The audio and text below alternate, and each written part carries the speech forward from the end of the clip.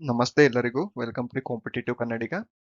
So ನಾವು last ವಿಡಿಯೋದಲ್ಲಿ repo rate, reverse repo rate, qualitative analysis, quantitative analysis ಬಗ್ಗೆ class ಮಾಡಿದ್ವಿ. ಸೊ ಇದು ಫರ್ದರ್ ನೆಕ್ಸ್ಟ್ ಕ್ಲಾಸ್ ಅದರದ್ದು.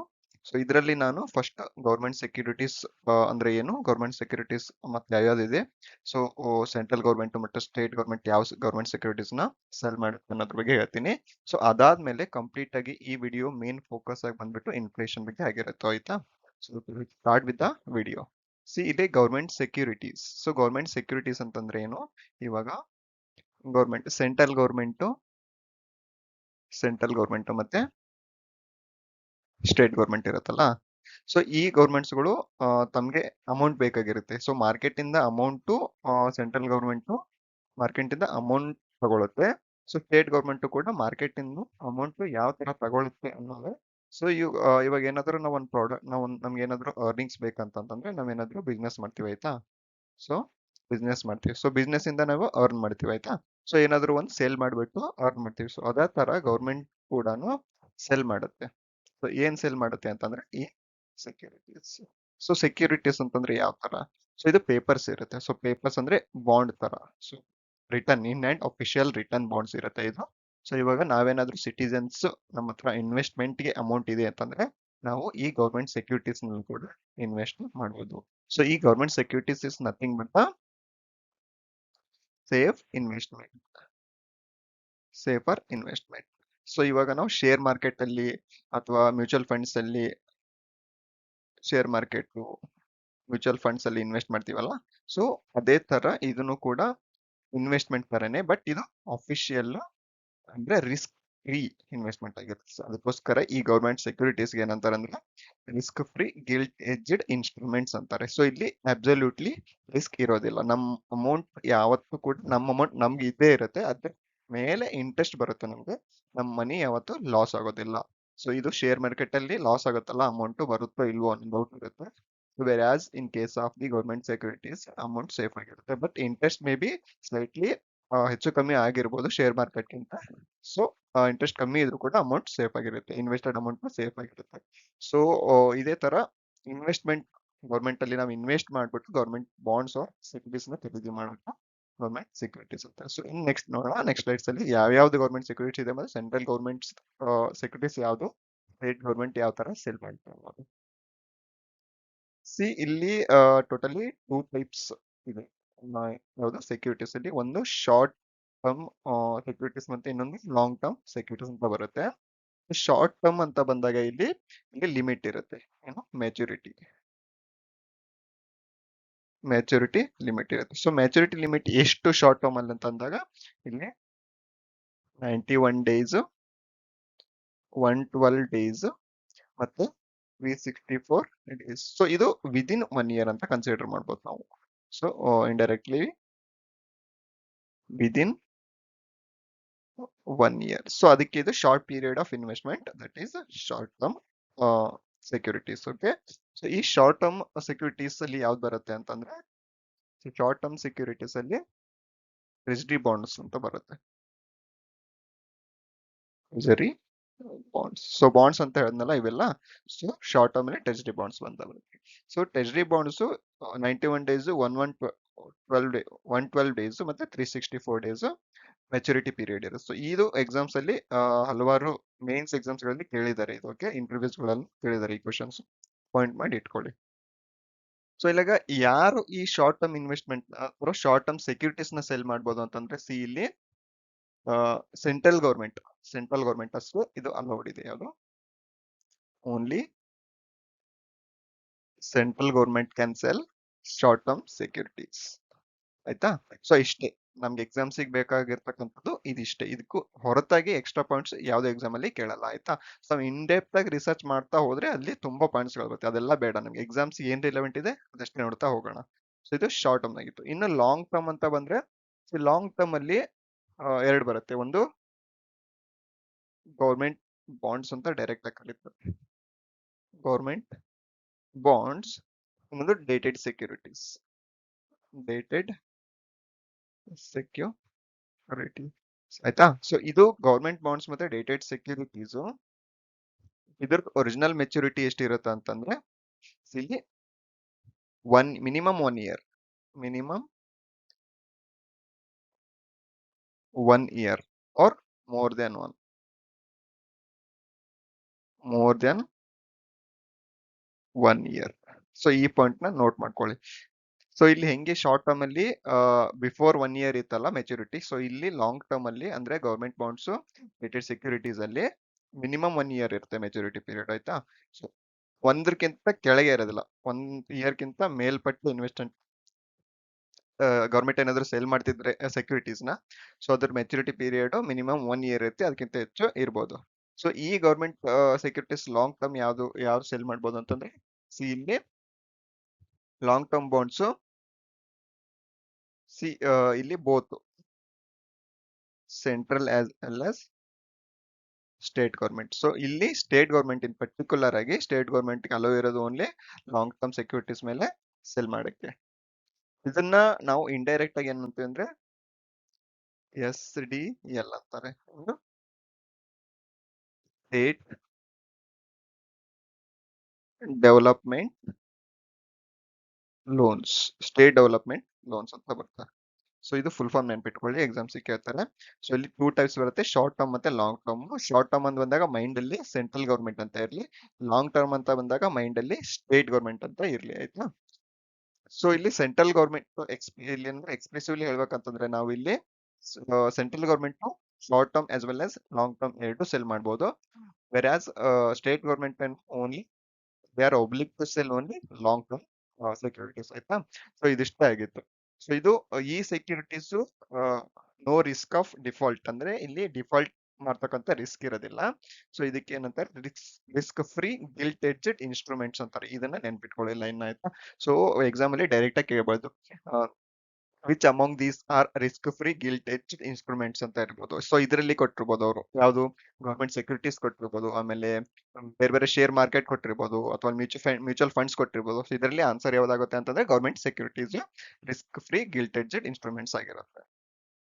ಸೊ ಈ ತರ central statement. So in government securities ಯಾವ ತರ ಇಶ್ಯೂ ಮಾಡ್ತಾರೆ ಅಂತಂದ್ರೆ, ಸೊ ಇಲ್ಲಿ ಸೊ ಇದನ್ನ ಯಾವ ತರ ಇಶ್ಯೂ ಮಾಡ್ತಾರೆ ಅಂತಂದ್ರೆ, ಸೊ ಇಲ್ಲಿ ಗವರ್ಮೆಂಟ್ ಇದು ರಿಸರ್ವ್ ಬ್ಯಾಂಕ್ ಆಫ್ ಇಂಡಿಯಾ ಇರುತ್ತಲ್ಲ, ಸೊ ರಿಸರ್ವ್ ಬ್ಯಾಂಕ್ ಆಫ್ ಇಂಡಿಯಾದು ಒಂದು ಪೋರ್ಟಲ್ ಇದೆ. ಯಾವುದು ಆ ಪೋರ್ಟಲ್ ನೇಮು, ಇದನ್ನ ನೆನ್ಪಿಟ್ಕೊಳ್ಳಿ, ಇ ಕುಬೇರ್ ಅಂತ ಬರುತ್ತೆ, E Kuber. So E Kuber ಅಂದ್ರೆ ಇ ಕುಬೇರ್ ಪೋರ್ಟಲ್ ಅಲ್ಲಿ ಈ ಗವರ್ಮೆಂಟ್ ಸೆಕ್ಯೂರಿಟೀಸ್ ನ ಆನ್ಲೈನ್ ಥ್ರೂ ಸೆಲ್ ಮಾಡ್ತಾರೆ. ಸೊ ನಾವು ಬೇಕಾದ್ರೆ ಆ ಇ ಕುಬೇರ್ ಥ್ರೂ ನಾವು ಇದನ್ನ ಪರ್ಚೇಸ್ ಮಾಡಬಹುದು. ಇದು ಎಲೆಕ್ಟ್ರಾನಿಕ್ ಪ್ಲಾಟ್ಫಾರ್ಮ್ ಆಗಿರುತ್ತೆ ಇ ಕುಬೇರ್ ನ, ಇದನ್ನ ನೆನ್ಪಿಟ್ಕೊಳ್ಳಿ. ಎಕ್ಸಾಮ್ ಅಲ್ಲಿ ಡೈರೆಕ್ಟ್ ಆಗಿ ಕೇಳಬಹುದು ಯಾವ ಥ್ರೂ ಈಚ್ ಗವರ್ಮೆಂಟ್ಸ್ ಸೆಕ್ಯೂರಿಟೀಸ್ ನ ಇಶ್ಯೂ ಮಾಡುತ್ತೆ ಅಂತ, that is E Kuber. So ಇದು ಯಾವ ತರ ಅಂತಂದ್ರೆ ಕೋರ್ ಬ್ಯಾಂಕಿಂಗ್ ಸೊಲ್ಯೂಷನ್ ವರ್ಕ್ ಆಗುತ್ತೆ, ಕೋರ್ ಬ್ಯಾಂಕಿಂಗ್ ಸೊಲ್ಯೂಷನ್ಸ್ ಅಂತ ಬರುತ್ತೆ. ಸೊ ಇಲ್ಲಿ ಕೋರ್ ಬ್ಯಾಂಕಿಂಗ್ ಸೊಲ್ಯೂಷನ್ಸ್ ಅಂತಂದ್ರೆ ಸೆಂಟ್ರಲೈಸ್ಡ್, ಇದು ನೆನ್ಪಿಟ್ಕೊಳ್ಳಿ full form, centralised online real time exchange. ಇದು ಇಂಟರ್ವ್ಯೂ ಅಲ್ಲಿ ಕರ್ನಾಟಕ ಬ್ಯಾಂಕ್ ಇಂಟರ್ವ್ಯೂ ಅಲ್ಲಿ ನನಗೆ ಕೇಳಿದ್ರು. ಸೊ ಇವಾಗ RRB ಮತ್ತೆ IBPS PO ಅಥವಾ SBI PO ಇಂಟರ್ವ್ಯೂ ನಲ್ಲಿ ಕೇಳ್ತಕ್ಕಂಥ ಚಾನ್ಸ್ ಇದೆ. ಸೊ ಇದು ಫುಲ್ ಫಾರ್ಮ್ ಯಾವುದು, centralised online real time exchange ಅಂತ ಬರುತ್ತೆ. ಸೊ ಇದು ಏನಂದ್ರೆ ಕೋರ್ ಸಿಸ್ಟಮ್ ಯಾವ ತರ ವರ್ಕ್ ಆಗುತ್ತೆ ಅಂತ, ಇವಾಗ ಒಂದ್ ಬ್ರಾಂಚ್ ಇದೆಯಲ್ಲ, ಒಂದ್ ಬ್ರಾಂಚ್ ಇದೆ ಬ್ಯಾಂಕ್ದು. ಸೊ ಈ ಬ್ರಾಂಚ್ ಇಂಟರ್ ಕನೆಕ್ಟೆಡ್ ಇರುತ್ತೆ, ಬೇರೆ ಬೇರೆ ಬ್ರಾಂಚಸ್ ಒಂದ್ ಮೇನ್ ಬ್ರಾಂಚ್ ಇಂದ ಇನ್ನೊಂದು ಬ್ರಾಂಚ್ ಕನೆಕ್ಟ್ ಇರುತ್ತೆ, ಆ ಬ್ರಾಂಚ್ ಫರ್ದರ್ ಇನ್ನೊಂದು ಬ್ಯಾಂಕ್ ಕನೆಕ್ಟ್ ಇರುತ್ತೆ. ಸೊ ಈ ಫರ್ದರ್ ಬ್ಯಾಂಕ್ಸ್ ಗಳನ್ನ ಇಂಟರ್ ಕನೆಕ್ಟೆಡ್ ಆಗಿ ಈ ಕೋರ್ ಸೊಲ್ಯೂಷನ್ ಥ್ರೂ ಕನೆಕ್ಟ್ ಆಗಿರುತ್ತೆ, ಇಂಟರ್ ಕನೆಕ್ಷನ್. ಸೊ ಅದೇ ಕೋರ್ ಸೊಲ್ಯೂಷನ್ ಅಂತ ಬರುತ್ತೆ, ಆಯ್ತಾ. ಸೊ ಇದಾಗಿತ್ತು types of government securities. So ಇಲ್ಲಿ ಇದು ಕೋರ್ ಸೊಲ್ಯೂಷನ್ಸ್ ನ ಇನ್ನೊಂದ್ಸರಿ ಹೇಳ್ತೀನಿ ಇನ್ ಡೆಪ್ತ್ ಆಗಿ, ಕೋರ್ ಸೊಲ್ಯೂಷನ್ಸ್ ಯಾವ ತರ ವರ್ಕ್ ಆಗುತ್ತೆ ಮತ್ತೆ ಕೋರ್ ಸೊಲ್ಯೂಷನ್ ಏನಂತ. ಜಸ್ಟ್ ಇದನ್ನ ಟೈಪ್ಸ್ ಆಫ್ ಸೆಕ್ಯೂರಿಟೀಸ್ ನೆನ್ಪಿಟ್ಕೊಳ್ಳಿ, ಮೆಚುರಿಟಿ ಪೀರಿಯಡ್ ನೆನ್ಪಿಟ್ಕೊಳ್ಳಿ, ಮತ್ತೆ ಸೆಂಟ್ರಲ್ ಸ್ಟೇಟ್ ಗೌರ್ಮೆಂಟ್ ಯಾವ್ದು ಸೆಲ್ ಮಾಡುತ್ತೆ ಅನ್ನೋದು ನೆನ್ಪಿಟ್ಕೊಳ್ಳಿ ಸಾಕು. ಇದು ಮೋರ್ ದೆನ್ ಇನಫ್ ಆಗಿರುತ್ತೆ ಯಾವ್ದಕ್ಕೆ, government ಸೆಕ್ಯೂರಿಟೀಸ್ಗೆ.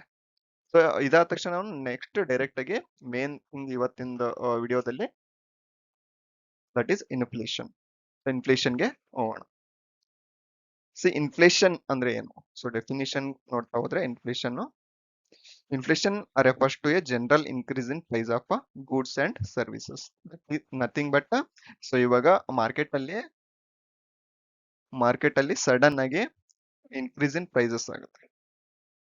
Increase of price. So ಇವಾಗ ಏನೋ ಒಂದು ಪ್ರಾಡಕ್ಟ್ ತಗೊಳಕ್ ಹೋಗಿರ್ತೀವಿ, ಅದೇ ಲಾಸ್ಟ್ ಮಂತ್ ಅಲ್ಲಿ 50 ರುಪೀಸ್ ಇರುತ್ತೆ. ನೆಕ್ಸ್ಟ್ ಅದೇ ಈ ಮಂತ್ ನಾವು ತಗೊಳಕ್ ಹೋಗಿ ಅದು 60 ರುಪೀಸ್, ಅಂದ್ರೆ ಇಲ್ಲಿ 10 ರುಪೀಸ್ ಇನ್ಕ್ರೀಸ್ ಆಗಿರುತ್ತೆ. ಸೊ ಈ ತರ within short period of time prices increase ಆಗತ್ತಲ್ಲ, ಸೊ ಅದಕ್ಕೆ ಇನ್ಫ್ಲೇಷನ್, ಮಾರ್ಕೆಟ್ ಅಲ್ಲಿ ಇನ್ಫ್ಲೇಷನ್ ಆಗಿದೆ ಅಂತ. ಇನ್ಫ್ಲೇಷನ್ದು ಅರ್ಥ ಇಷ್ಟೇ. So next types of inflation, ಯಾವ ತರ ಇನ್ಫ್ಲೇಷನ್ ಆಗುತ್ತೆ ಮತ್ತೆ ಯಾವ ತರದ್ದು ಕಂಟ್ರೋಲಿಂಗ್ ಮೆಜರ್ಸ್ ಅಂತ ನಾನು ಲಾಸ್ಟ್ ಕ್ಲಾಸ್ ಅಲ್ಲಿ ಹೇಳಿದಿನಲ್ಲ.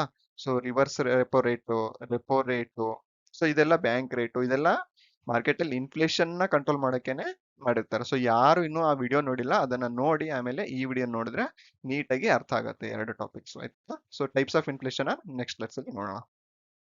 C types of inflation.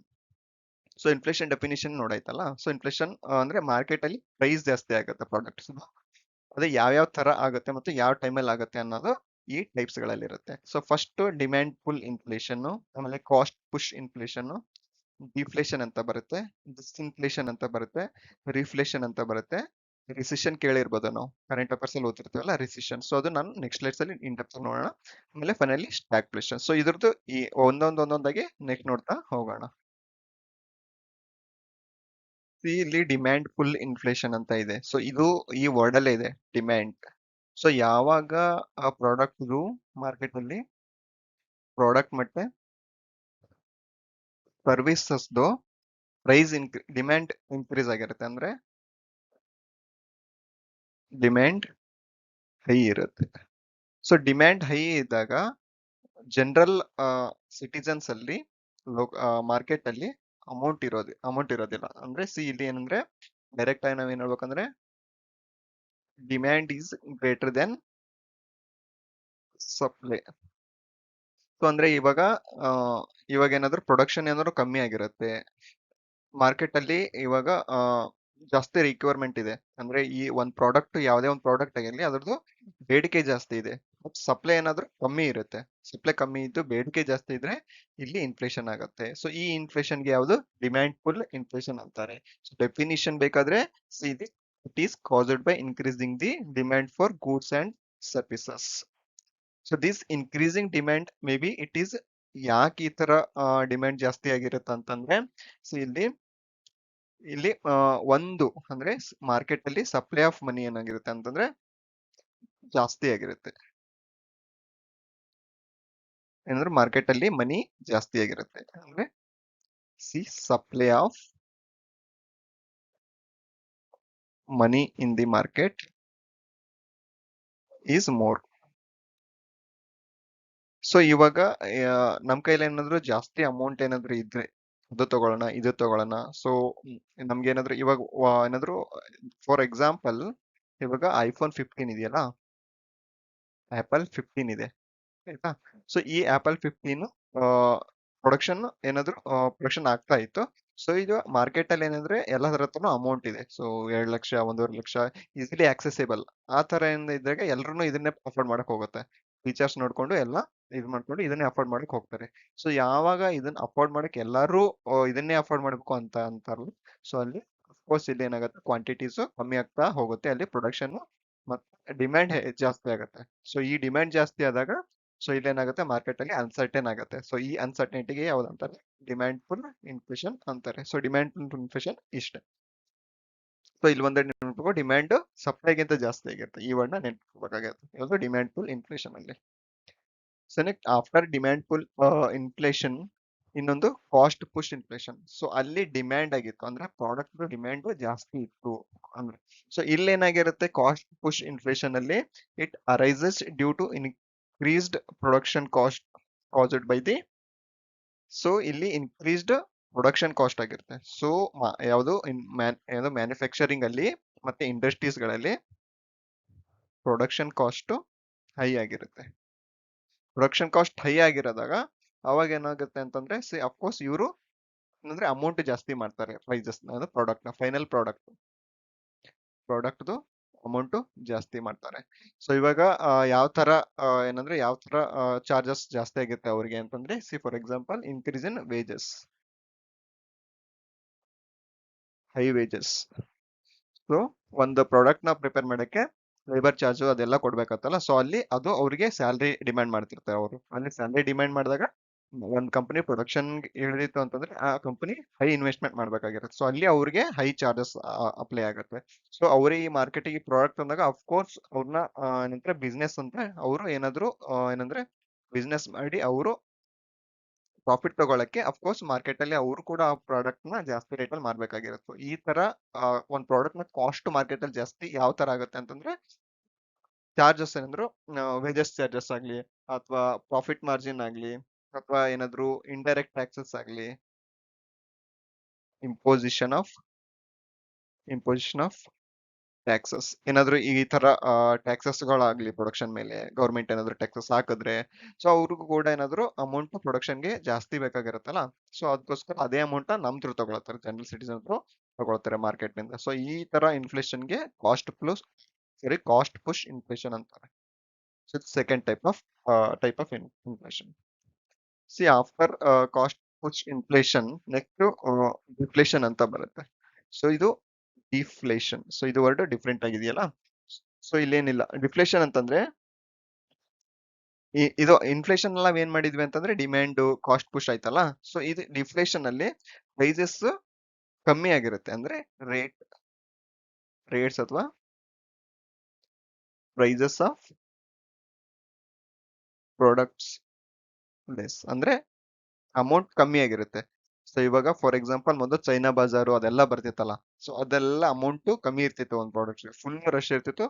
So products ಎಲ್ಲ ಸ್ಯಾಚುರೇಟ್ ಆಗಿ ಹೋಗ್ಬಿಡ್ತಿತ್ತು. ಸೊ ಆ ತರ ಪ್ರೈಸಸ್ ಕಮ್ಮಿ ಇರುತ್ತೆ ಅಮೌಂಟ್. ಸೊ ನಾವು ಇನ್ಫ್ಲೇಷನ್ ಎಲ್ಲಿ ಮಾಡಿದ್ವಿ, ಅಮೌಂಟ್ ಜಾಸ್ತಿ ಆಗ್ತಿತ್ತಲ್ಲ. ಸೊ ಇದ್ರಲ್ಲಿ ಪ್ರೈಸಸ್ ಕಮ್ಮಿ ಇರುತ್ತೆ, ಅಮೌಂಟ್ ಕಮ್ಮಿ ಇರುತ್ತೆ. ಸೊ ಆಮೇಲೆ ಔಟ್ಪುಟ್ ಆಫ್ ಗೂಡ್ಸ್ ಏನಾಗಿರುತ್ತೆ, output goods so output fast ಆಗಿ. ಸೊ ಇವಾಗ ಡಿಮ್ಯಾಂಡ್ ಆಗಿರುತ್ತೆ ಮಾರ್ಕೆಟ್ ಅಲ್ಲಿ, ಪ್ರೊಡಕ್ಷನ್ ಜಾಸ್ತಿ ಆಗುತ್ತೆ. ಸೊ ಈ ತರ ಡಿಮ್ಯಾಂಡ್ ಇನ್ಕ್ರೀಸ್ ಆಗ್ತಾ ಹೋಗುತ್ತೆ. ಸೊ ಇಲ್ಲೇನು ಇದ್ರಲ್ಲಿ ನಾವು ಒಂದ್ ವರ್ಡ್ ನೆನ್ಪಿಟ್ಕೋಬೇಕಂದ್ರೆ ಇಲ್ಲಿ supply is greater than demand.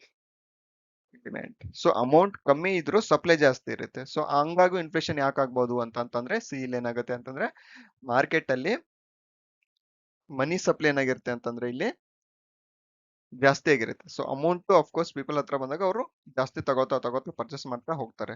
So demand ಗಿಂತ ಜಾಸ್ತಿ ಏನಾಗಿರುತ್ತೆ, ಇಲ್ಲಿ ಸಪ್ಲೈ ಜಾಸ್ತಿ ಆಗುತ್ತೆ. The surplus of goods and services in the market leading to the decrease in prices. So ಏನಾದ್ರು ಅಫ್ಕೋರ್ಸ್ ಏನೇನಾದ್ರು products variety of products market ಅಲ್ಲಿ ತುಂಬಾ ಜಾಸ್ತಿ ಅವೈಲೇಬಲ್ ಆಗ್ತಾ ಹೋದ್ರೆ ಏನಾಗುತ್ತೆ, ಇಲ್ಲಿ ಅಫ್ಕೋರ್ಸ್ ಪ್ರೈಸಸ್ ಕಮ್ಮಿ ಆಗ್ತಾ ಹೋಗುತ್ತೆ. ಇವಾಗ ಪ್ರೊಡಕ್ಷನ್ ವೆರೈಟಿನೇ ಕಮ್ಮಿ ಅವೈಲೇಬಿಲಿಟಿ ಇದೆ ಅಂತಂದ್ರೆ ಅಫ್ಕೋರ್ಸ್ ಅದರ ಪ್ರೈಸು ಇನ್ಕ್ರೀಸ್ ಆಗ್ತಾ ಹೋಗುತ್ತೆ. ಇಂಟರ್ನ್ ಇದು ಉಲ್ಟಾ ಆಗತ್ತೆ, ಆಯ್ತಾ. ಜಸ್ಟ್ ಈ ವರ್ಡ್ ನೆನ್ಪಿಟ್ಕೊಳ್ಳಿ, please greater than the demand. ಅವಾಗ ಪ್ರೈಸಸ್ ಅಮೌಂಟ್ ಕಮ್ಮಿ ಆಗಿರುತ್ತೆ. ಯಾವಾಗ ಪ್ರೈಸಸ್ ಅಮೌಂಟ್ ಕಮ್ಮಿ ಆಗಿರುತ್ತೆ ಅಂದ್ರೆ ಮಾರ್ಕೆಟ್ ಇಲ್ಲೂ ಕೂಡ ಡಿಫ್ಲೇಷನ್ ಅಲ್ಲಿ ಬರುತ್ತೆ. ಇನ್ಫ್ಲೇಷನ್ ಅನ್ನೋದಕ್ಕಿಂತ ಇದು ಡಿಫ್ಲೇಷನ್, ಇದು ಇನ್ಫ್ಲೇಷನ್ ಅಲ್ಲ, ಆಯ್ತು. ಸೊ ಇನ್ನೊಂದು ಡಿಸ್ಇನ್ಫ್ಲೇಷನ್ ಅಂತ ಬರುತ್ತೆ. ಸೊ ಡಿಸ್ಇನ್ಫ್ಲೇಷನ್ ಅಂತ ಏನಂದ್ರೆ ಇದು ಇಂಡೈರೆಕ್ಟ್ಲಿ ಕಂಟ್ರೋಲ್ಡ್ ಇನ್ಫ್ಲೇಷನ್. ಸೊ ಇದು ಕಂಟ್ರೋಲ್ಡ್ ಇನ್ಫ್ಲೇಷನ್ ಅಂತ ಅಂದಾಗ ಪ್ರೈಸಸ್ ಕಮ್ಮಿ ಆಗಲ್ಲ, ಇಲ್ಲಿ ಇನ್ಫ್ಲೇಷನ್ ರೇಟ್ ಕಮ್ಮಿ ಆಗಿರುತ್ತೆ. ಸೊ ಇವಾಗ ಫಾರ್ ಎಕ್ಸಾಂಪಲ್ ಮೊದಲು inflation rate was it is 10% ಇತ್ತು ಅಂತ. 10% ಇಂದ ಇವಾಗ ಎಷ್ಟಿದೆ ಇನ್ಫ್ಲೇಷನ್ ರೇಟು, 8 or 9% ಬಂದಿದೆ. ಸೊ ಅಂದ್ರೆ ಇಲ್ಲಿ ಇನ್ಫ್ಲೇಷನ್ ಕಮ್ಮಿ ಆಗಿದೆ, ನಾಟ್ ಪ್ರೈಸಸ್, ಆಯ್ತಾ. ಪ್ರೈಸಸ್ ಕಮ್ಮಿ ಆಗಿದೆ, ಇನ್ಫ್ಲೇಷನ್ ಕಮ್ಮಿ ಆಗುತ್ತೆ. ಸೊ ಪ್ರೈಸಸ್ ಏನಾದ್ರು ಕಮ್ಮಿ ಆಗಿದ್ರೆ again it goes to deflation. So ಡಿಸ್ಇನ್ಫ್ಲೇಷನ್ಗೂ ಡಿಫ್ಲೇಷನ್ಗೂ ಡಿಫರೆನ್ಸ್ ಇದೆ. ಸೊ ಡಿಸ್ಇನ್ಫ್ಲೇಷನ್ ಅಂದ್ರೆ ಇಟ್ ಈಸ್, ನಾವು ಡೈರೆಕ್ಟ್ ಆಗಿ ಹೇಳ್ಬೋದು ಇಲ್ಲಿ ಕಂಟ್ರೋಲ್ಡ್ ಇನ್ಫ್ಲೇಷನ್. ಇಲ್ಲಿ ಏನಂದ್ರೆ slower increase in prices. Inflation ಆಗಿರುತ್ತಲ್ಲ, ಇನ್ಫ್ಲೇಷನ್ ಅಲ್ಲಿ ನಾವ್ ಏನ್ ಹೇಳಿದ್ವಿ ಅಂದ್ರೆ ಪ್ರೈಸಸ್ ಜಾಸ್ತಿ ಆಗ್ತಾ ಹೋಗುತ್ತೆ ಅಂತ ಹೇಳಿದ್ವಲ್ಲ. ಸೊ ಆ ಪ್ರೈಸಸ್ ಒಂಚೂರು ಕಂಟ್ರೋಲ್ ಅಲ್ಲಿ ಇರುತ್ತೆ, ಜಾಸ್ತಿ ಆಗೋದೆ ಒಮ್ಮೆ ಒಂದು ದಿನದಲ್ಲಿ 5 ರೂಪಾಯಿ ಇದ್ದಿದ್ದು 10 ರೂಪಾಯಿ ಆಗಿರುತ್ತೆ. ಸೊ ಅದೇ 5 ರೂಪಾಯಿ ಇದ್ದಿದ್ದು 30 ರೂಪಾಯಿ ಆದ್ರೆ ಅದು ಇನ್ಫ್ಲೇಷನ್ ಅಲ್ಲಿ ಬರುತ್ತೆ. 5 ರೂಪಾಯಿ ಇದ್ದಿದ್ದು 10 ರೂಪಾಯಿ ಅಂದ್ರೆ ಕಂಟ್ರೋಲ್ ಅಲ್ಲಿ ಇರುತ್ತೆ ಇನ್ಫ್ಲೇಷನ್. ಅದನ್ನ ಡಿಸ್ಇನ್ಫ್ಲೇಷನ್ ಅಂತಾರೆ, ಅಷ್ಟೇ ಸಿಂಪಲ್. ಇದು ಎಕ್ಸಾಮ್ಸ್ ಗೆ ರಿಲೆವೆಂಟ್ ಇಷ್ಟೇ ಆಗಿರುತ್ತೆ, ಆಯ್ತಾ. ಇದಕ್ಕಿಂತ ಜಾಸ್ತಿ ಏನು ಹೇಳೋದಿಲ್ಲ ಎಕ್ಸಾಮ್ ಅಲ್ಲಿ. ಸೊ ಆಮೇಲೆ after deflation and disinflation, so next ಮೂರ್ ಇಲ್ಲಿ ಬರುತ್ತೆ, ಇಲ್ಲಿ ಡಿಫ್ಲೇಷನ್, ರಿಸೆಷನ್ ಮತ್ತೆ ಸ್ಟ್ಯಾಗ್ಫ್ಲೇಷನ್. ಇದರಲ್ಲಿ ಇಂಪಾರ್ಟೆಂಟ್ ರಿಸೆಷನ್, ಕರೆಂಟ್ ಅಫೇರ್ಸ್ ಅಲ್ಲೆಲ್ಲ ಓದಿರ್ತೀವಲ್ಲ ರಿಸೆಷನ್ ಅಂತ. ಸೊ ಫಸ್ಟ್ ರೀಫ್ಲೇಷನ್ ಅಂದ್ರೆ ಏನೋ ನೋಡೋಣ. ಸೊ ರೀಫ್ಲೇಷನ್ ಅಂತಂದ್ರೆ ಸೊ ನಾವು ಡಿಫ್ಲೇಷನ್ ಅಂದ್ರೆ ನೋಡಿದ್ವಲ್ಲ, ಡಿಫ್ಲೇಷನ್ ಎಕನಾಮಿ ಡಿಫ್ಲೇಷನ್ ಇಂದ ಇನ್ಫ್ಲೇಷನ್ ಮೂವ್ ಆಗುತ್ತೆ, ಸೊ ಡಿಫ್ಲೇಷನ್ ಇಂದ ಇನ್ಫ್ಲೇಷನ್ ಮೂವ್ ಆದ್ರೆ ಆ ಕಂಡೀಷನ್ ಏನಂತ ಕರಿತೀವಿ, ರಿಫ್ಲೇಷನ್ ಅಂತ ಕರಿತೀವಿ. ಇದು ಆಪೋಸಿಟ್ ಆಫ್ ಸಿಲಿ, reflation is nothing but it is opposite of disinflation. Disinflation. So ಇಲ್ಲಿ ಡಿಫ್ಲೇಷನ್ ಅಲ್ಲಿ ಏನ್ ಮಾಡಿದ್ರೆ ಪ್ರೈಸಸ್ ಕಮ್ಮಿ ಇತ್ತಲ್ಲ, ಸೊ ಡಿಫ್ಲೇಷನ್ ಅಲ್ಲಿ ಪ್ರೈಸಸ್ ಕಮ್ಮಿ ಇರ್ತದೆ. ಸೊ ಇವಾಗ ಪ್ರೈಸಸ್ ಏನಾದ್ರು ಸಡನ್ಲಿ ಇನ್ಕ್ರೀಸ್ ಆಗ್ತಾ ಆಗ್ತಾ ಆಗ್ತಾ ಹೋಯ್ತು ಅಂದ್ರೆ, ಪ್ರೈಸರ್ ಇನ್ಕ್ರೀಸ್ ಆಗ್ತಾ ಹೋಗ್ತಂತಂದ್ರೆ ಯಾವ ಕಂಡೀಷನ್ ಹೇಳಿದ್ವಿ, ದಟ್ ಈಸ್ ಇನ್ಫ್ಲೇಷನ್. ಸೊ ಯಾವಾಗ ಎಕಾನಮಿ ಡಿಫ್ಲೇಷನ್ ಇಂದ ಇನ್ಫ್ಲೇಷನ್ ಮೂವ್ ಆಗುತ್ತೆ, ಆ ಪ್ರೊಸೆಸ್ ನ ರಿಫ್ಲೇಷನ್ ಅಂತ ಕರೀತಾರೆ. ಸೊ ಇದರಲ್ಲಿ ಡೆಫಿನೇಷನ್ ಇಂಪಾರ್ಟೆಂಟ್ ಆಗುತ್ತೆ. So after reflation, recession. Recession ಅಂದ್ರೆ ನಾವು ಕರೆಂಟ್ ಅಫೇರ್ಸ್ ಅಲ್ಲೆಲ್ಲ ಕೇಳಿರ್ತೀವಿ. So last year Sri Lanka, Pakistan ಮತ್ತೆ ಅಫ್ಘಾನಿಸ್ತಾನ.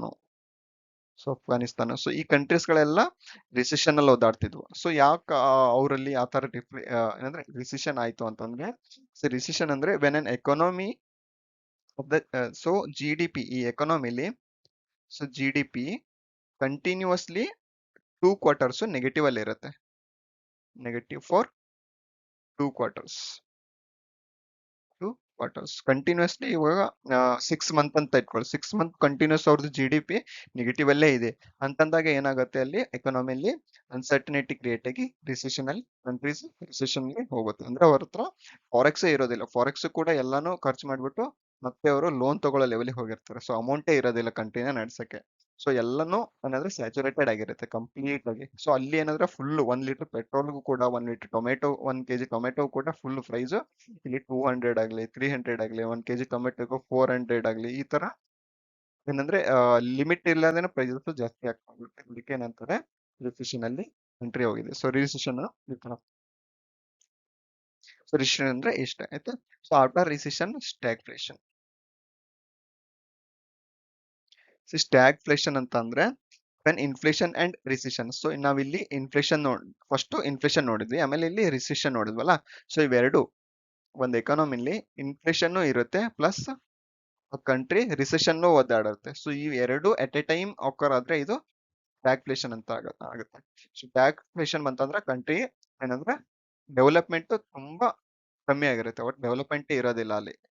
ಕಂಟ್ರಿ ಏನಂದ್ರೆ ಸಿಟಿಜನ್ಸ್ ಗೆ ಬೇಸಿಕ್ ನೀಡ್ಸ್ ನ ಸಪ್ಲೈ ಮಾಡೋದಷ್ಟೇ ಮೇಂಟೈನ್ ಮಾಡ್ಕೊಂಡು ಹೋಗೋದಾಗಿರುತ್ತೆ. ಸೊ ಆ ಕಂಡೀಷನ್ಗೆ ಯಾವುದು ಸ್ಟ್ಯಾಗ್ಫ್ಲೇಷನ್ ಅಂತ ಅಂದ್ರೆ. ಸ್ಟ್ಯಾಗ್ಫ್ಲೇಷನ್ ಅಂದ್ರೆ, ಸ್ಟ್ಯಾಗ್ ಅಂದ್ರೆ ಕಂಟಿನ್ಯೂಸ್, ಸ್ಟ್ಯಾಂಡಿಂಗ್ ಅಂದ್ರೆ ಡೆವಲಪ್ಮೆಂಟೇ ಇರೋದಿಲ್ಲ ಅಲ್ಲಿ, ಆಯ್ತಾ. ಸೊ ಯಾವಾಗ ಇನ್ಫ್ಲೇಷನ್ ಮತ್ತೆ ರಿಸಿಷನ್ ಎರಡು ಅಟ್ ಎ ಟೈಮೇ ಅಕ್ವರ್ ಆದ್ರೆ ಅದು ಸ್ಟ್ಯಾಗ್ಫ್ಲೇಷನ್ ಅಂತ ಕರೀತಾರೆ. ಸೊ ಇನ್ ದಿಸ್ ಸಿಚುವೇಶನ್ ಏನಾಗುತ್ತೆ ಅಂತಂದ್ರೆ, ಎಕನಾಮಿಕ್ ಗ್ರೋತ್ ಅಷ್ಟೇ ಇರುತ್ತೆ, ಮುಂದೆ ಹೋಗೋದೇ ಇಲ್ಲ, ಎಷ್ಟಿರುತ್ತೆ ಅಷ್ಟೇ ಇರುತ್ತೆ, ಇಲ್ಲಾಂದ್ರೆ ಡಿಕ್ರೀಸ್ ಆಗಿರುತ್ತೆ ಅಷ್ಟೇ. ಸೊ ಇದು related two types of inflation ಮತ್ತು ರಿಸಿಷನ್ ಅಂದ್ರೆ ಏನು, ರಿಫ್ಲೇಷನ್ ಅಂದ್ರೆ ಏನು, ಸ್ಟ್ಯಾಗ್ಫ್ಲೇಷನ್ ಅಂದ್ರೆ ಆಗಿತ್ತು. ಸೊ ಇದ್ರದ್ದೇನು ನಮ್ಮ ಎಕ್ಸಾಮ್ಸ್ ಅಲ್ಲಿ ಯಾವ ತರ ಕೇಳ್ತಾರೆ ಅಂದ್ರೆ, ಎಕ್ಸಾಮ್ಸ್ ಗಿಂತ ಇಂಪಾರ್ಟೆಂಟ್ ಆಗಿ ಇದು ಇಂಟರ್ವ್ಯೂವಲ್ ಈ ತರ ಡೆಫಿನೇಷನ್ ನ ಕೇಳ್ಬೋದು, ಅಥವಾ ಕಂಡೀಷನ್ ನ ಕೇಳೋದು, ಯಾವ ಟೈಮಲ್ಲಿ ಸ್ಟ್ಯಾಗ್ಫ್ಲೇಷನ್ ಆಗುತ್ತೆ, ಮತ್ತೆ ಯಾವ ತರ ರಿಸಿಷನ್ ಆಗುತ್ತೆ ಕಂಟ್ರಿದು, ಮತ್ತೆ ರಿಫ್ಲೇಷನ್ ಯಾವ ತರ ಆಗುತ್ತೆ. ಇನ್ನೊಂದು ಇಂಟರ್ವ್ಯೂವಲ್ ಯಾವ ತರ ಕೇಳ್ತಾರೆ ಅಂತಂದ್ರೆ, ಇವಾಗ ನಾನು ಲಾಸ್ಟ್ ಕ್ಲಾಸ್ ಅಲ್ಲಿ ಇದೆ, ರೆಪೋ ರೇಟ್ ಮತ್ತೆ reverse repo rate market condition ನೋಡ್ಕೊಂಡು ಅದ ರೇಟ್ ನ ಫಿಕ್ಸ್ ಮಾಡ್ತಾರೆ ಅಂತ. ಸೊ ಈ ವಿಡಿಯೋನಲ್ಲಿ ನಾನು ಹೇಳಿದ್ನಲ್ಲ ಸ್ಟಾರ್ಟಿಂಗ್ ಅಲ್ಲೇನೆ ಯಾವುದೇ ಇನ್ಫ್ಲೇಷನ್ ಆಗುತ್ತೆ ಅಂತ. ಸೊ ಇನ್ಫ್ಲೇಷನ್ ನ ಕಂಟ್ರೋಲ್ ಮಾಡಕ್ಕೆ reserve bank of India monetary policy ಕಮಿಟಿಯಿಂದ ಈ ರೇಟ್ಸ್ ಗಳನ್ನ ಫಿಕ್ಸ್ ಮಾಡುತ್ತೆ. ಸರ್ಟನ್ ಮಾನಿಟರಿ ಪಾಲಿಸಿ, ಯಾವ ರೇಟ್ ಇನ್ಕ್ರೀಸ್ ಮಾಡಿದ್ರೆ ಮಾರ್ಕೆಟ್ ಅಲ್ಲಿ ಅಮೌಂಟ್ ಕಮ್ಮಿ ಆಗುತ್ತೆ, ಸೊ ಯಾವ ರೇಟ್ ನ ನಾವು ಮೇಂಟೈನ್ ಮಾಡಿದ್ರೆ ಮಾರ್ಕೆಟ್ ಅಲ್ಲಿ ರೇಟ್ ಇನ್ಫ್ಲೆಕ್ಸ್ ಮಾಡ್ಬೋದು ಅಂತ. ಸೊ ಅದನ್ನೆಲ್ಲ ನೋಡ್ಕೊಂಡು, ಕಂಡೀಷನ್ ನೋಡ್ಕೊಂಡು ಮಾನಿಟರಿ ಪಾಲಿಸಿ ಕಮಿಟಿ ಅವರು ರೇಟ್ ನ ಫಿಕ್ಸ್ ಮಾಡ್ತಾರೆ. ಸೊ ಈ ಎರಡು ವಿಡಿಯೋನ ಕಂಪ್ಲೀಟ್ ಆಗಿ ನೋಡ್ಕೊಳ್ಳಿ. ಫಸ್ಟ್ ಆ ವಿಡಿಯೋ ನೋಡಿ, ಆಮೇಲೆ ಇದು ನೋಡಿ, ನೀಟಾಗಿ ಅರ್ಥ ಆಗುತ್ತೆ, ಆಯ್ತಾ. ಸೊ ಇದಾದ ತಕ್ಷಣ ನೆಕ್ಸ್ಟ್ ಇನ್ಫ್ಲೇಷನ್, ಡಿಫ್ಲೇಷನ್ ಅದೆಲ್ಲ ನೋಡಿದ್ಮೇಲೆ so methods to calculate the inflation. So inflation ನಮಗೆ ಮೇಜರ್ ಟಾಪಿಕ್ ಅಂತ ಬಂದಾಗ, ಸೊ ಯಾವ ತರ ಕ್ಯಾಲ್ಕುಲೇಟ್ ಮಾಡ್ತೀವಿ ಇನ್ಫ್ಲೇಷನ್ ಮಾರ್ಕೆಟ್ ಅಲ್ಲಿ ಅಂತಾಗ, there are majorly 2 types of methods of calculating the inflation. First of all first one is wholesale price index, second ಒಂದು consumer price index ಅಂತ ಬರುತ್ತೆ. So first wholesale price index ನ ನೋಡೋಣ. Wholesale price index definition important ಆಗುತ್ತೆ. So wholesale price index so ಇದು ನಾನು definition ಹಾಕಿಲ್ಲ ಇಲ್ಲಿ. ಸೊ ಇದು ಜಸ್ಟ್ ಏನಂದ್ರೆ ಯಾವ್ದಾವ್ದು ಎಷ್ಟೆಷ್ಟು ಇದೆ ಅಂತ ಪ್ರಾಡಕ್ಟ್ ಹಾಕಿದೆ. So wholesale price index definition ನೋಡ್ಕೊಳ್ಳಿ. Wholesale price index it measures the changes in the commodity prices at the stages before, ಏನಂದ್ರೆ ಆ ಗೂಡ್ಸ್ ಮಾರ್ಕೆಟ್ ತಲುಪೋಕ್ಕಿಂತ ಮುಂಚೆ ಅಂತಂದ್ರೆ ಮ್ಯಾನುಫ್ಯಾಕ್ಚರ್ಡ್ ಗೂಡ್ಸ್ ಅಂತ ಹೇಳ. ಮ್ಯಾನುಫ್ಯಾಕ್ಚರ್ಡ್ ಗೂಡ್ಸ್ ಎಲ್ಲಿ ತಲುಪುತ್ತೆ ಅಂತಂದ್ರೆ ಇವಾಗ ಏನಾದ್ರು ಹೋಲ್ಸೇಲ್ ಶಾಪ್ ಇರುತ್ತೆ, ಹೋಲ್ಸೇಲ್ ಶಾಪ್ಸ್. ಸೊ ಅವ್ರ ಹತ್ರ ರೀಚ್ ಆಗಿರ್ತದ, ಅಲ್ಲಿಂದ ನಾವು ರೇಟ್ ಮೆಜರ್ ಮಾಡ್ತೀವಲ್ಲ ಅದು ಹೋಲ್ಸೇಲ್ ಪ್ರೈಸ್ ಇಂಡೆಕ್ಸ್. ಸೊ ಇದು ರಿಟೇಲರ್ಸ್ಗೆ ರೀಚ್ ಆಗಿರೋದು. ಸೊ ಇಲ್ಲಿ ರಿಟೇಲರ್ಸ್ ವರ್ಗೂ ರೀಚ್ ಆಗಿರುತ್ತೆ. ರಿಟೇಲರ್ಸ್ ಮತ್ತೆ ಹೋಲ್ಸೇಲ್ ಶಾಪ್ ವರ್ಗೂ ಈ ಗೂಡ್ಸ್ ರೀಚ್ ಆಗಿರುತ್ತಲ್ಲ, ಅಲ್ಲಿವರೆಗೂ ನಾವು ಏನ್ ಕ್ಯಾಲ್ಕುಲೇಟ್ ಮಾಡ್ತೀವಲ್ಲ ಅದು ಹೋಲ್ಸೇಲ್ ಪ್ರೈಸ್ ಇಂಡೆಕ್ಸ್ ಆಗಿರುತ್ತೆ. ಸೊ ಇಲ್ಲಿ ನಮ್ಗೆ ಅಂದ್ರೆ ಇವಾಗ ಆ, ನಮ್ಮ ಹತ್ರ ಜನರಲ್ ಸಿಟಿಸನ್ಸ್ ಹತ್ರ ಪ್ರೈಸ್ ಏನಾದ್ರು ಯಾವುದು ಮ್ಯಾನುಫ್ಯಾಕ್ಚರ್ಡ್ ಗೂಡ್ಸ್ ಏನಾದ್ರು ನಮ್ ಲೆವೆಲ್ಗೆ ರೀಚ್ ಆಗಕ್ಕೆ ಅದು CPI ಬರುತ್ತೆ. So wholesale price index just ನಾವು ಹೋಲ್ಸೇಲ್ ಶಾಪ್ಸ್ ಆ ತರ ಅಂತೀವಲ್ಲ, ಸೊ ಆ ಲೆವೆಲ್ ಅಲ್ಲಿ ಮೆಜರ್ ಮಾಡೋದಕ್ಕೆ ಹೋಲ್ಸೇಲ್ ಪ್ರೈಸ್ ಇಂಡೆಕ್ಸ್ ಅಂತೀವಿ ಅಷ್ಟೇ. ಸೊ ಇಲ್ಲಿ ಪ್ರೈಸಸ್ ಮೇ ಬಿ ಏನಂದ್ರೆ ಇಲ್ಲಿ charged by manufacturers. So manufacturing ಇರುತ್ತಲ್ಲ ಅವರು ಹೋಲ್ಸೇಲ್ ಅವ್ರಿಗೆ ಚಾರ್ಜ್ ಮಾಡ್ತಾರೆ, ಹೋಲ್ಸೇಲ್ ಅವರು ರಿಟೇಲ್ ಅವ್ರಿಗೆ ಚಾರ್ಜ್ ಮಾಡ್ತಾರೆ ಅಮೌಂಟ್. ಸೊ ಇದಕ್ಕೆ ಹೋಲ್ಸೇಲ್ ಪ್ರೈಸ್ ಇಂಡೆಕ್ಸ್ ಅಂತಾರೆ. ಸೊ ಇಲ್ಲಿ ತನಕ ಅಂದ್ರೆ ರಿಟೇಲರ್ ತನಕ ಈ ಹೋಲ್ಸೇಲ್ ಪ್ರೈಸ್ ಮೆಜರ್ ಮಾಡಿರ್ತೇವೆ. ಸೊ ಇದರಲ್ಲಿ ಮೇನ್ ಇಂಪಾರ್ಟೆಂಟ್ ಎಕ್ಸಾಮ್ಸ್ಗೆ ಡೆಫಿನೇಷನ್ ಕಿಂತಾನು ಯಾವ್ದು ಇಂಪಾರ್ಟೆಂಟ್ ಆಗುತ್ತೆ ಅಂತಂದ್ರೆ ಇಲ್ಲಿ ಸೊ ಟೋಟಲ್ ಗೂಡ್ಸ್ ಎಷ್ಟಿದೆ consider, total goods in wholesale price ಯಾವ್ದು ಎಷ್ಟಿದೆ ಅಂದ್ರೆ ಟೋಟಲ್ 697. ಸೊ ಇದು ಇಂಪಾರ್ಟೆಂಟ್, ಡೈರೆಕ್ಟ್ ಆಗಿ ಕ್ವಶನ್ ಕೇಳ್ತಾನೆ ಟೋಟಲ್ ಗೂಡ್ಸ್ ಎಷ್ಟು ಹೋಲ್ಸೇಲ್ ಪ್ರೈಸ್ ಇಂಡೆಕ್ಸ್ ಅಲ್ಲಿ. ಆಮೇಲೆ ಪ್ರೈಮರಿ, ಇದರಲ್ಲೇ ಅಷ್ಟು ಪ್ರೈಮರಿ ಅಂತ ಬರುತ್ತೆ. ಪ್ರೈಮರಿ ಗೂಡ್ಸ್ ಎಷ್ಟು 117. ಆಮೇಲೆ fuel and power. So fuel and power ಅಲ್ಲಿ 16 ಪ್ರಾಡಕ್ಟ್ಸ್ ಬರುತ್ತೆ. Manufactured products finally manufactured products ಎಷ್ಟು ಬರುತ್ತೆ ಇಲ್ಲಿ 564. ಸೊ ಹೈಯೆಸ್ಟ್ ಯಾವ್ದು ಕ್ಯಾಟಗರಿ ಬರುತ್ತೆ ಅಂತಾನು ಕೇಳ್ಬೋದು. ಹೈಯೆಸ್ಟ್ ಯಾವ್ದು ಮ್ಯಾನುಫ್ಯಾಕ್ಚರ್ಡ್ ಪ್ರಾಡಕ್ಟ್ಸ್ ಬರುತ್ತೆ. ಸೊ ಇನ್ನೊಂದು ಇಂಪಾರ್ಟೆಂಟ್ ಪಾಯಿಂಟ್ಸ್ ಇಲ್ಲಿ ಯಾವ್ದು ಅಂತಂದ್ರೆ ಈ ಹೋಲ್ಸೇಲ್ ಪ್ರೈಸ್ ಅಲ್ಲಿ ಬೇಸ್ ಇಯರ್ ಕೇಳ್ತಾರೆ. Base year still wholesale price is calculated on base year of 2011-12 ಆಯ್ತಾ. ಸೊ ಇದು ಬೇಸ್ ಇಯರ್ ಡೈರೆಕ್ಟ್ ಆಗಿ ಎಕ್ಸಾಮ್ ಅಲ್ಲಿ ಕೇಳಬಹುದು, ಇಲ್ಲ ಇಂಟರ್ವ್ಯೂ ಅಲ್ಲಿ ಡೈರೆಕ್ಟ್ ಆಗಿ ಕೇಳಬಹುದು. ಇದನ್ನ ನೋಟ್ ಮಾಡ್ಕೊಳ್ಳಿ. ಇದನ್ನ ಇಂಪಾರ್ಟೆಂಟ್ ಆಗುತ್ತೆ, ಮತ್ತೆ ಈ ಪಾರ್ಟ್ಸ್ ಇಂಪಾರ್ಟೆಂಟ್ ಆಗಿರುತ್ತೆ ಆಯ್ತಾ. ಸೊ ಡೆಫಿನಿಷನ್ ಏನ್ ಇಲ್ಲಿ ನಮ್ಗೆ ಅರ್ಥ ಆದ್ರೆ ಸಾಕಷ್ಟೇ. ಸೊ ಈ wholesale price index published by ಯಾರಂದ್ರೆ ಪಬ್ಲಿಷ್ ಮಾಡ್ತಾರೆ, ಯಾವ ಡಿಪಾರ್ಟ್ಮೆಂಟ್ ಅಂದ್ರೆ ಇದನ್ನು ನೆನ್ಪಿಟ್ಕೊಳ್ಳಿ, published by office of economic adviser. Office of economic adviser. So ಇದು ಯಾವ ಮಿನಿಸ್ಟ್ರಿ ಬರುತ್ತೆ, ಆಫೀಸ್ ಆಫ್ ಎಕನಾಮಿಕ್ ಅಡ್ವೈಸರ್. ಇದು ministry of commerce and industry. Direct ಆಗಿ ಮಿನಿಸ್ಟ್ರಿನೂ ಕೇಳಬಹುದು, ಇಲ್ಲ ಅಂತಂದ್ರೆ ಯಾವ office of economic adviser under ministry of commerce and industry ಆಯ್ತಾ. ಸೊ ಇದಾಗಿತ್ತು ಜಸ್ಟ್ ಇದು ಹೋಲ್ಸೇಲ್ ಪ್ರೈಸ್ ಇಂಡೆಕ್ಸ್ ಬಗ್ಗೆ. ನೆಕ್ಸ್ಟ್ ಇನ್ನೊಂದು ಕ್ಯಾಲ್ಕುಲೇಟ್ ಯಾವ ಟೈಪ್ ಅಂತಂದ್ರೆ ಕನ್ಸ್ಯೂಮರ್ ಪ್ರೈಸ್ ಇಂಡೆಕ್ಸ್. ಇದು ಬೇಸಿಕಲಿ ಇಂಪಾರ್ಟೆಂಟ್ ಆಗಿರುತ್ತೆ. ಸೊ ಮಾರ್ಕೆಟ್ ಅಲ್ಲಿ ಜಾಸ್ತಿ ವ್ಯಾಲ್ಯೂ ಆಗುತ್ತೆ CPI, ಕನ್ಸ್ಯೂಮರ್ ಪ್ರೈಸ್ ಇಂಡೆಕ್ಸ್. ಇದು ಡೆಫಿನೇಷನ್, ಇದು ಫುಲ್ ಫಾರ್ಮ್ ಇಂಪಾರ್ಟೆಂಟ್ ಆಗುತ್ತೆ, ಕನ್ಸ್ಯೂಮರ್ ಪ್ರೈಸ್ ಇಂಡೆಕ್ಸ್. ಸೊ ಇಲ್ಲಿ ನೋಡಿ ವರ್ಡ್ ಅಲ್ಲೇ ಇದೆ ಕನ್ಸ್ಯೂಮರ್ ಅಂದ್ರೆ ನಾವು ಕಸ್ಟಮರ್ನು ಅನ್ಕೋಬಹುದು. ಸೊ ಯಾವಾಗ ನಮಗ್ ರೀಚ್ ಆಗುತ್ತಲ್ಲ ಪ್ರಾಡಕ್ಟ್, ಅದ್ರದ್ದು ರೇಟ್ ಮೆಜರ್ಡ್ ಮಾಡಿದ್ರೆ ಅದು ಕನ್ಸ್ಯೂಮರ್ ಪ್ರೈಸ್ ಇಂಡೆಕ್ಸ್.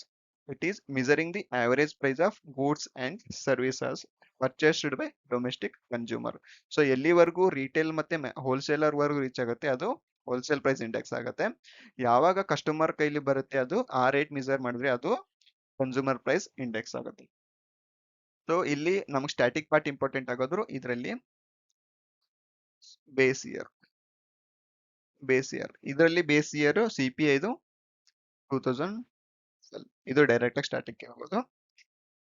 ಇವಾಗ ಹೋಲ್ಸೇಲ್ ಪ್ರೈಸ್ ಇಂಡೆಕ್ಸ್ ಅಲ್ಲಿ 11-12 ಅಲ್ಲ, ಇದರಲ್ಲಿ just 2012. It is published by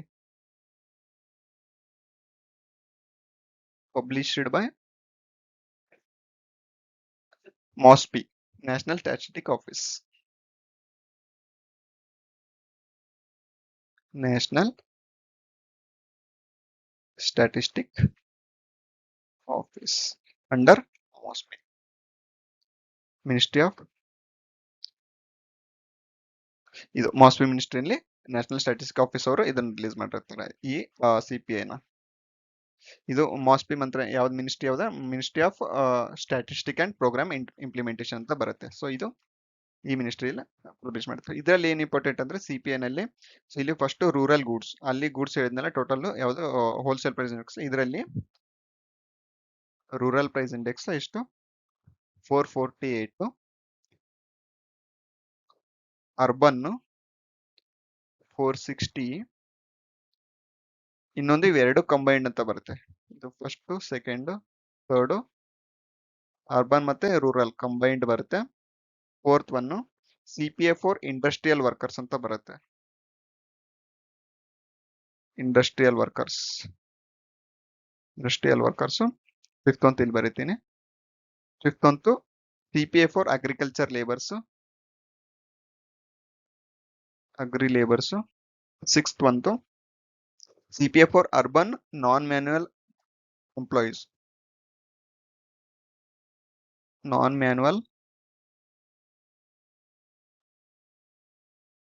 employees, ಇವಾಗ ಇಂಡಸ್ಟ್ರಿಲಿ ಅದರಲ್ಲಿ ಕೆಲಸ ಮಾಡ್ತಾರಲ್ಲ ಅವರು. Seventh one rural labour. So generally ನಾವು ಹೋಲ್ಸೇಲ್ ಪ್ರೈಸ್ ಇಂಡೆಕ್ಸ್ ಅಲ್ಲಿ ಈ ತರ ಟೈಪ್ಸ್ ಇರೋದಿಲ್ಲ. ಸೊ CPI ನಲ್ಲಿ ಈ ಎಲ್ಲಾ ಟೈಪ್ಸ್ ಅಂದ್ರೆ ಟೋಟಲಿ 7 ಟೈಪ್ಸ್ ಇರುತ್ತೆ. ಸೊ 7 ಟೈಪ್ಸ್ ಟೋಟಲ್ ಎಷ್ಟು ಅಂತ ಕೇಳ್ತಾರೆ, 7 ಟೈಪ್ಸ್ ಇರುತ್ತೆ. ಸೊ ಇದು CPI ಬಗ್ಗೆ ಆಗಿರುತ್ತೆ. CPI ನ ಕನ್ಸಿಡರ್ ಮೇಲೆ ಯಾವ್ದ್ರಲ್ಲಿ ಅಂತಂದ್ರೆ ಇದು ಹೆಡ್ಲೈನ್ ಇನ್ಫ್ಲೇಷನ್ ಅಂತ ಬರುತ್ತೆ. ಹೆಡ್ಲೈನ್ ಇನ್ಫ್ಲೇಷನ್ ಅಲ್ಲಿ ಮೇನ್ ಆಗಿ CPI ಬೇಸ್ ಆಗಿರುತ್ತೆ. ಸೊ ಹೆಡ್ಲೈನ್ ಇನ್ಫ್ಲೇಷನ್ ಅಂದ್ರೆ ನೆಕ್ಸ್ಟ್ ನೋಡೋಣ. ಹೆಡ್ಲೈನ್ ಇನ್ಫ್ಲೇಷನ್ ಅಂದ್ರೆ ಇಲ್ಲಿ ನಾವು ಹೇಳಿದ್ವಲ್ಲ ಲಾಸ್ಟ್ ಸ್ಲೈಡ್ ಅಲ್ಲಿ, CPI ಬೇಸ್ ಆಗಿರುತ್ತೆ. ಇಲ್ಲಿ CPI ಬೇಸ್ಡ್ ಈ ಹೆಡ್ಲೈನ್ ಇನ್ಫ್ಲೇಷನ್ ಅಲ್ಲಿ CPI ನೇ ಬೇಸ್ ಆಗಿ ತಗೋತಾರೆ. Headline inflation it is total inflation on the economy. ನಾವು ಜನರಲ್ ಆಗಿ ಇಷ್ಟು ಇನ್ಫ್ಲೇಷನ್ ಇದೆ ಎಕಾನಮಿಲಿ ಅಂತ ಹೇಳ್ತೀವಲ್ಲ ಜನರಲ್ ಆಗಿ, ಅದು ಹೆಡ್ಲೈನ್ ಇನ್ಫ್ಲೇಷನ್ ಆಗಿರುತ್ತೆ. ಡೆಫಿನೇಷನ್ ನೋಡಿ, headline inflation refers to the total inflation within an economy. It includes commodities such as foods, energy prices. So oil gas include ಆಗಿರುತ್ತೆ. Tend to be much more volatile and prone to inflation. ಅಂದ್ರೆ ಈ oil and gases price uncertain ಆಗಿರುತ್ತೆ, increase ಆಗುತ್ತೆ decrease ಆಗುತ್ತೆ. So ಅದೆಲ್ಲ consider ಮಾಡಿ inflation consider ಮಾಡ್ತೀವಲ್ಲ market ಅಲ್ಲಿ. So that is headline inflation. So apart from the headline inflation there is another one, core inflation ಅಂತ ಬರುತ್ತೆ. ಕೋರ್ ಇನ್ಫ್ಲೇಷನ್ ಅಂತ ಬಂದ್ರೆ, core inflation is the change in the cost of goods and services, but it excludes the from food and energy. So food and energy ಎರಡು include ಮಾಡಿದ್ರೆ that is headline inflation, that is CPI. So food and energy exclude ಮಾಡಿದ್ರೆ, so food and energy ಬಿಟ್ಟು, so ಇದ್ರದ್ದು volatile ಇರುತ್ತಲ್ಲ, ಇದ್ರದ್ದು rate volatile ಇರುತ್ತೆ price. So ಇದನ್ನ exclude ಮಾಡಿ ಕ್ಯಾಲ್ಕುಲೇಟ್ ಮಾಡೋದು ಯಾವುದು, ಕೋರ್ ಇನ್ಫ್ಲೇಷನ್. ಸೊ ಸದ್ಯಕ್ಕೆ ನಾವು ಹೆಡ್ಲೈನ್ ಇನ್ಫ್ಲೇಷನ್ ಕ್ಯಾಲ್ಕುಲೇಟ್ ಮಾಡ್ತೀವಿ. ಕೋರ್ ಇನ್ಫ್ಲೇಷನ್, ಸೊ ಫಾರ್ಮರ್ ಮೊದಲು ಕೋರ್ ಇನ್ಫ್ಲೇಷನ್ ಕನ್ಸಿಡರ್ ಮಾಡ್ತೀವಿ, ಅಂದ್ರೆ ಫುಡ್ ಅಂಡ್ ಎನರ್ಜಿನ ಕನ್ಸಿಡರ್ ಮಾಡ್ತಿರ್ಲಿಲ್ಲ. So it was first used in 2000 and 2001. ಇದು ನೆನ್ಪಿಟ್ಕೊಳ್ಳಿ, first used in 2000 and 2001. Food ಮತ್ತೆ ಎನರ್ಜಿ ಸೆಕ್ಟರ್ ನ ಎಕ್ಸ್ಕ್ಲೂಡ್ ಮಾಡಿ ಇದು ಮಾಡೋದಕ್ಕೆ ಕೋರ್ ಇನ್ಫ್ಲೇಷನ್ ಅಂತ ಅಷ್ಟೇ. ಇದು ಮೋರ್ ದೆನ್ ಇನಫ್ ನಮ್ಮ ಎಕ್ಸಾಮ್ಸ್ ಗಳಿಗೆ ಮತ್ತೆ ಇಂಟರ್ವ್ಯೂ ಗಳಿಗೆ, ಆಯ್ತಾ.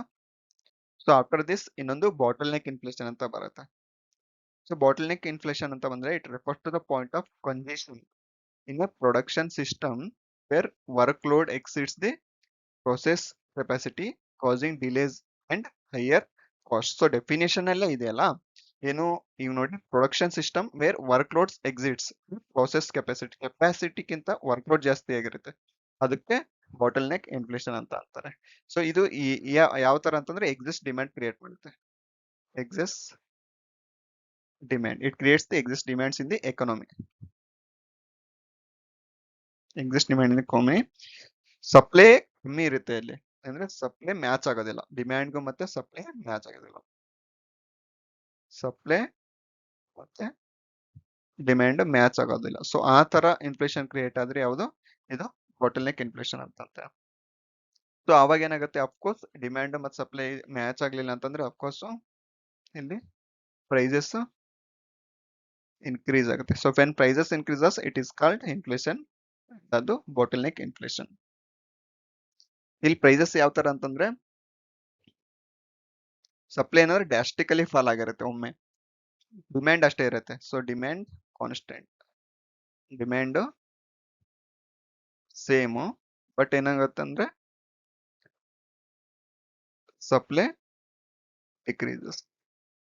ಇದನ್ನ ನೆನ್ಪಿಟ್ಕೊಳ್ಳಿ. ಜಸ್ಟ್ ಸಪ್ಲೈ ಏನಾದ್ರು ಡ್ರಾಸ್ಟಿಕಲಿ ಕಮ್ಮಿ ಆಗ್ಬಿಡುತ್ತೆ, ಆ ಡಿಮ್ಯಾಂಡ್ ಪ್ರಾಡಕ್ಟ್ ಡಿಮ್ಯಾಂಡ್ ಸೇಮ್ ಇರುತ್ತೆ. ಸೊ ಅವಾಗ ಯಾವುದು ಬಾಟಲ್ ನೆಕ್ ಇನ್ಫ್ಲೇಷನ್ ಆಗುತ್ತೆ. ಮತ್ತೆ ಆ ತರ ಏನಾದಾಗ ಅಂದ್ರೆ ಮತ್ತೆ ಡಿಮ್ಯಾಂಡ್ಸ್ ಕಮ್ಮಿ ಆಗ್ತಾವ, ಅಫ್ಕೋರ್ಸ್ ಡಿಮ್ಯಾಂಡ್ ಸೇಮ್ ಇದ್ರು ಅದು ಇನ್ಕ್ರೀಸ್ ಆಗೋ ತರ ಕಂಡಿರುತ್ತೆ ಆಯ್ತಾ. ಸೊ ಡಿಮ್ಯಾಂಡ್ ಇಲ್ಲಿ ಸೇಮ್ ಇರುತ್ತೆ ಅಂತಾನೆ ಇಟ್ಕೊಳ್ಳಿ. So finally after these types of inflation ಈ ಯಾವ ತರ ಜಂಪ್ ಆಗುತ್ತೆ ಅಂದ್ರೆ ಏನಾದ್ರು ಇವಾಗ ಇನ್ಫ್ಲೇಷನ್ ಯಾವ ತರ ಜಂಪ್ ಆಗುತ್ತೆ ಅನ್ನೋದ್ರ ಮೇಲೆ there are stages of inflation. Finally there are 4 stages of inflation. First one is creeping. So creeping ಅಂತಂದ್ರೆ ಇವಾಗ ಸ್ನೇಕ್ ಸ್ಲೋ ಆಗಿ ಮೂವ್ಮೆಂಟ್ ಆಗ್ತಿರುತ್ತೆ ಅಥವಾ ಕ್ರೀಪರ್. ಸೊ ಈ ತರ ಸ್ಲೋ ಆಗಿ ಮೂವ್ಮೆಂಟ್ ಆಗಿರುತ್ತಲ್ಲ ಕ್ರೀಪಿಂಗ್. ಸೊ ಇದೇ ತರ ಮಾರ್ಕೆಟ್ ಅಲ್ಲಿ ಇನ್ಫ್ಲೇಷನ್ ಕೂಡ ಕ್ರೀಪಿಂಗ್ ಅಂದ್ರೆ ಸ್ಲೋ ಆಗಿ ಇನ್ಕ್ರೀಸ್ ಆಗುತ್ತೆ. ಸೊ ಫಾರ್ ಎಕ್ಸಾಂಪಲ್ 0 to 3% ಇತ್ತು ಅಂತಂದ್ರೆ ಮಾರ್ಕೆಟ್ ಅಲ್ಲಿ ಇನ್ಫ್ಲೇಷನ್, ಅದು ಕ್ರೀಪಿಂಗ್ ಇನ್ಫ್ಲೇಷನ್ ಆಗಿರುತ್ತೆ. ಆಮೇಲೆ ವಾಕಿಂಗ್ ಇನ್ಫ್ಲೇಷನ್ ಅಂದ್ರೆ ಒಂಚೂರು ಇದಕ್ಕಿಂತ ಸ್ಪೀಡ್, ಒಂಚೂರು ಇದಕ್ಕಿಂತ ಜಾಸ್ತಿ, ಇದು ಯಾವುದು ಬಾಟ್ಲಿಂಗ್ ಆರ್ ವಾಕಿಂಗ್ ಇನ್ಫ್ಲೇಷನ್ ಅಂತ. ಇದರಲ್ಲಿ ಇನ್ಫ್ಲೇಷನ್ ರೇಟ್ ಎಷ್ಟು 3 to 10% ಇರುತ್ತೆ. So 3 to 10% ಥ್ರಾಟ್ಲಿಂಗ್ are walking inflation. So after that ಮತ್ತೆ ಹೈ ಆಗಿರುತ್ತೆ ಒಮ್ಮೆ ಗ್ಯಾಲೋಪಿಂಗ್ ಅಂತಂದ್ರೆ. ಸೊ ಇನ್ಫ್ಲೇಷನ್ ಇಷ್ಟಿದ್ದು ಒಮ್ಮೆ ಇಷ್ಟ ಆಗ್ಬಿಡುತ್ತೆ. ಸೊ ಇದಕ್ಕೆ ಯಾವ್ದಂತಾರೆ ಗ್ಯಾಲೋಪಿಂಗ್ ಅಂದ್ರೆ ಜಂಪಿಂಗ್ ಅಂತ ಅರ್ಥ. ಸೊ ಜಂಪಿಂಗ್ ಅಂದ್ರೆ ಹೈಯೆಸ್ಟ್ ಇನ್ಕ್ರೀಸ್ ಆಗಿರ್ಬೋದು. ಸೊ ಇದರಲ್ಲಿ ಕಂಪ್ಲೀಟ್ ಆಗಿ ಎಕನಾಮಿ ಹಾಳಾಗ್ಬಿಟ್ಟಿರುತ್ತೆ. ಇಲ್ಲಿ ಎಷ್ಟಾಗಿರುತ್ತೆ 10 to 20%. So last year Sri Lanka ಆಗಿತ್ತಲ್ಲ, ಸೊ ಅದು ಗ್ಯಾಲೋಪಿಂಗ್ ಇನ್ಫ್ಲೇಷನ್ ಅಂದ್ರೆ ಒಮ್ಮೆ ಇನ್ಫ್ಲೇಷನ್ ಹೈ ಆಗಿಬಿಟ್ಟಿರುತ್ತೆ. ಸೊ ಅದು ಆಫ್ಟರ್ ಗ್ಯಾಲೋಪಿಂಗ್ ಇನ್ಫ್ಲೇಷನ್ ಪೂರಾ ಅನ್ಕಂಟ್ರೋಲ್ಡ್ ಸಾಲ ತಗೊಂಡ್ರು ಕೂಡ ಕಂಟ್ರಿ ಕಂಟ್ರೋಲ್ ಆಗಿ ಬರ್ಲಿಲ್ಲ ಅಂತಂದ್ರೆ ಯಾವುದು ಹೈಪರ್ ಇನ್ಫ್ಲೇಷನ್. ಇದು 20%ಗಿಂತ ಜಾಸ್ತಿ ಆಗಿರುತ್ತೆ, 20% ಅಂಡ್ ಮೋರ್, ಇದು ಹೈಪರ್ ಇನ್ಫ್ಲೇಷನ್ ಅಂತಾರೆ. ಸೊ ನಮಗೆ ಎಕ್ಸಾಮ್ಸ್ಗೆ ಮತ್ತೆ ಇಂಟರ್ವ್ಯೂಗೆ just creeping inflation, throttling inflation, galloping inflation, hyper inflation ಇದ್ರದ್ದು ಎಷ್ಟೆಷ್ಟು ಪರ್ಸೆಂಟೇಜ್ ಇರುತ್ತೆ ಇನ್ಫ್ಲೇಷನ್ ಅನ್ನೋದು ನೆನ್ಪಿಟ್ರೆ ಸಾಕು. ಸೊ ಇದಕ್ಕಿಂತ ಜಾಸ್ತಿ ಏನೋ ಬೇಕಾಗಿಲ್ಲ ಎಕ್ಸಾಮ್ಸ್ಗೆ. ಸೊ ನಾನು ಕಂಟೆಂಟ್ ಕೊಡ್ತಿರೋದು ಜಸ್ಟ್ ನಾನು ಪ್ರಿವಿಯಸ್ ಮೇನ್ಸ್ ಎಕ್ಸಾಮ್ಸ್ ಯಾವ ತರ ಬಂದಿದೆ ಪೇಪರ್ಸ್ ನಾನು ಅಟೆಂಪ್ಟ್ ಆಗಿದ್ನಲ್ಲ, ಸೊ ಅದನ್ನ ನೋಡ್ಕೊಂಡು ಡೈರೆಕ್ಟ್ ಆಗಿ ಇಷ್ಟು ಓದಿದ್ರೆ ಸಾಕು ಅಂತ ಇದ್ರೆ ಬ್ಯಾಂಕಿಂಗ್ ಅವೇರ್ನೆಸ್ ಅಲ್ಲಿ, ಸೊ ಅದಷ್ಟು ಡೈರೆಕ್ಟ್ ಆಗಿ ಹೇಳಿದೀನಿ. ಸೊ ಬೇರೆ ಯಾವ ಸೋರ್ಸಸ್ ಬೇಕಾಗಿಲ್ಲ ಬ್ಯಾಂಕಿಂಗ್ ಅವೇರ್ನೆಸ್ಗೆ. ಸೊ ಈ ವಿಡಿಯೋಸ್ಗಳನ್ನ ಕಂಪ್ಲೀಟ್ ಆಗಿ ಮಾಡಿ, ಒಂದು ಬಿಫೋರ್ ಇಂಟರ್ವ್ಯೂ ಮತ್ತೆ ಬಿಫೋರ್ ಮೇನ್ಸ್ ಎಕ್ಸಾಮ್ಸ್, ಅದು ಸಾಕಾಗಿರುತ್ತೆ. ಸೊ ಕಂಪ್ಲೀಟ್ ಆಗಿ ಫಸ್ಟ್ ಇಂದ ಈ ಸೀರೀಸ್ ಮುಗಿಯೋವರೆಗೂ ಎಲ್ಲಾ ವಿಡಿಯೋಸ್ನು ಒಂದ್ಸರಿ ನೋಡಿ ಇನ್ನೊಂದ್ಸರಿ ರಿವೈಸ್ ಮಾಡ್ಕೊಂಡ್ರೆ ಮೋರ್ ದೆನ್ ಇನಫ್ ಅಷ್ಟೇ. ಸೊ ಇದಾಗಿತ್ತು ಇವತ್ತಿನ ವಿಡಿಯೋದಲ್ಲಿ ನಾನು ಇನ್ಫ್ಲೇಷನ್ ಬಗ್ಗೆ ಹೇಳಿದ್ದು. ಸೊ ಈ ವಿಡಿಯೋಸ್ಗಳನ್ನ ಯಾರ್ಯಾರು ಕರ್ನಾಟಕ ಬ್ಯಾಂಕಿಂಗ್ ಅಭ್ಯರ್ಥಿಗಳು ಗೊತ್ತಾಗ್ತಿಲ್ಲ ಅವ್ರಿಗೆ ಯಾವ ವಿಡಿಯೋಸ್ ನೋಡೋದು ಅಥವಾ ಯಾವ್ದು ರೆಫರ್ ಮಾಡೋದು ಅಂತಂದ್ರೆ, ಸೊ ಈ ಚಾನಲ್ನ ಸಜೆಸ್ಟ್ ಮಾಡಿ, ಸೊ ಅವ್ರಿಗೂ ಹೆಲ್ಪ್ ಆಗ್ಬೋದು. ಬೇಸ್ಡ್ ಆನ್ ಮೈ ಎಕ್ಸ್ಪೀರಿಯನ್ಸ್ ನಾವು ಕೂಡ ನೆಕ್ಸ್ಟ್ ಅವ್ರಿಗೆ ಈಸಿ ಆಗ್ಲಿ ನಮ್ಮವ್ರಿಗೆ ಅಂತ ಮಾಡಿರೋದು ಅಷ್ಟೇ. Thank you for watching. ಧನ್ಯವಾದಗಳು.